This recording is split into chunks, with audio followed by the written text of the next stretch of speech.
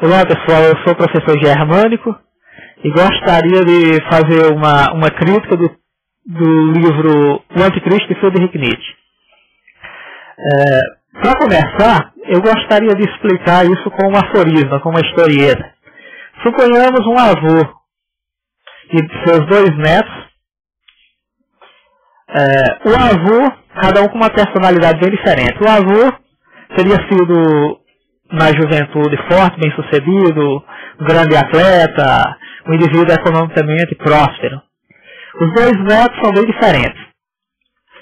Um seria um indivíduo, aquilo que o avô teria sido na sua juventude, forte, bem-sucedido e tudo mais. O outro neto seria um nerd, um indivíduo franzino, doentiço, que vive fechado no seu mundo. Dessa forma, você pode imaginar as três personalidades. O avô viveria nesse momento do saudosismo. Ele tentaria reestruturar sua vida agora com suas limitações e teria saudades do seu passado. Então seria um declínio, ele não teria ressentimento, seria um declínio suave, digamos assim. O indivíduo, o jovem forte, o outro neto, provavelmente desprezaria o seu primo doentiço. E esse, por sua vez, seria um ressentido, que teria inveja do forte e que, ao mesmo tempo, viveria preso em seu mundo, seria um indivíduo ressentido. Dessa forma, fica fácil explicar um pouco a questão do anticristo, como Nietzsche pensava o cristianismo e deu as outras religiões, o budismo e o islamismo. O budismo poderia ser representado pelo avô, seria uma religião que surgiu do choque entre a cultura indiana e a cultura helenística de Alexandre o Grande, seria levado para aquela região, e ele seria um príncipe da região do Nepal, um reino nepalês que estava de certa forma em declínio, e o Buda, em determinado momento, ele se revolta, ele já vem no final de uma civilização. E outra ideia dele, ele se propaga pela Índia, que naquele momento já estava, a cultura indiana, estava passando por um momento de baixa, de declínio. Dessa forma, uma grande civilização, um pensamento da elite, para o Nietzsche, um pensamento da elite, um pensamento individualista, que é uma renúncia do viver de forma suave. O monge budista, de certa forma, não é um ressentido, ele não é rancoroso, ele não olha para frente, ele olha para o passado e pensa no renascimento. O próprio Buda, o que o Buda procura é encerrar o ciclo de renascimento e morte que o hinduísmo acreditava.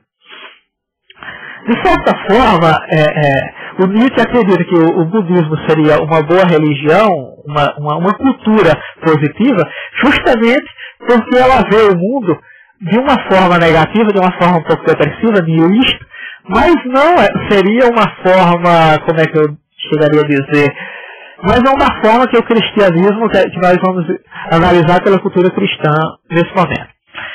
O islamismo, para ele, seria como o jovem forte, o islamismo clássico.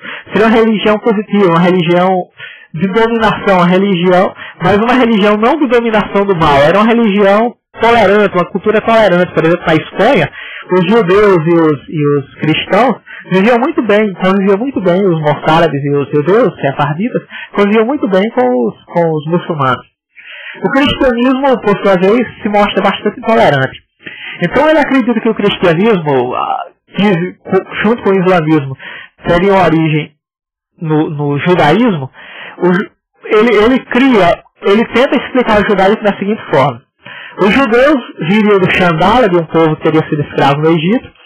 Eles conseguiram se libertar e formar um grande império na época do Davi, do Salomão, que durou vários séculos.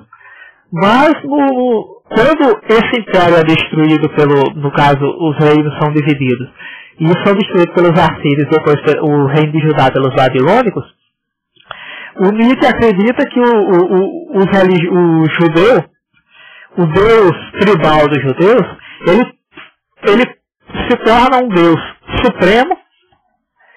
O religioso do judaísmo, os rabinos, eles criam um Deus Supremo, que de certa forma é superior a todos os outros, e naquele momento da história dos judeus passa a ser visto como um castigo para o povo judeu. Dessa forma, a religião cristã, judaica, ela se torna uma religião ressentida, uma religião de rancor, uma religião de resistência. Então o próprio Nietzsche admite que o judeu é o povo mais extraordinário da história humana, porque diante da questão ser ou não ser, ele decide ser a qualquer preço. O cristianismo é herdeiro do judaísmo diretamente, e para Nietzsche, ele seria, de certa forma, nesse aspecto, a cultura cristã seria pior do que o judaísmo. Porque seria a cultura do religioso que tenta dominar, que tenta domesticar o ser humano. Num determinado momento, o cristianismo surgiu das camadas mais simples da sociedade judaica. Jesus Cristo, de certa forma, era um indivíduo que, embora talvez fosse uma família nobre, ele vivia na sociedade mais pobre. Seus seguidores, os primeiros cristãos, eram pessoas da camada pobre, e de certa forma essa religião se propaga, essa cultura se propaga dentro das camadas mais baixas da sociedade romana. Então, de certa forma, é uma vingança do escravo, do indivíduo, da mulher, que se ressente de uma cultura dominante, de uma cultura política, seria uma cultura positiva e uma cultura forte. Há outros pensadores e alguns historiadores que defendem algo semelhante. Dessa forma, quando surge o momento dos bárbaros, o cristianismo se torna uma forma de colonização intelectual dos bárbaros. Embora eles destruam o Império Romano como instituição política, ele continua existindo política e ideologicamente no Vaticano, de certa forma. Então, o que é que o Nietzsche, voltando aquele aforisma do avô e dos dois netos, o cristianismo seria, basicamente, por essa origem e por essa forma, a cultura cristã, seria o nerd, o neto doentiço daquele senhor. E de certa forma ele teria inveja do muçulmano, ele teria inveja de qualquer das outras culturas. E dessa forma ele tenta dominar. Por isso ocorre o fenômeno do imperialismo, do colonialismo, teria tudo a ver com esse processo, poderia ser contextualizado dessa forma. Uma coisa um filme que de certa forma ilustra esse processo, seria Crônicas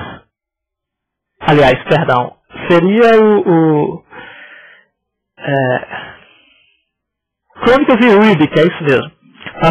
Passa de vez em quando a televisão, é bem conhecido.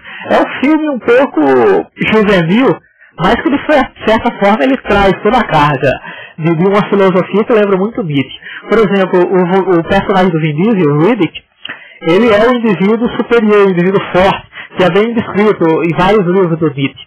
O sobre-humano, o indivíduo individual, que não se adapta bem ao sistema social, o indivíduo rebelde, e o indivíduo muito forte, que está acima de qualquer herói, praticamente, um anti-herói e ao mesmo tempo um herói.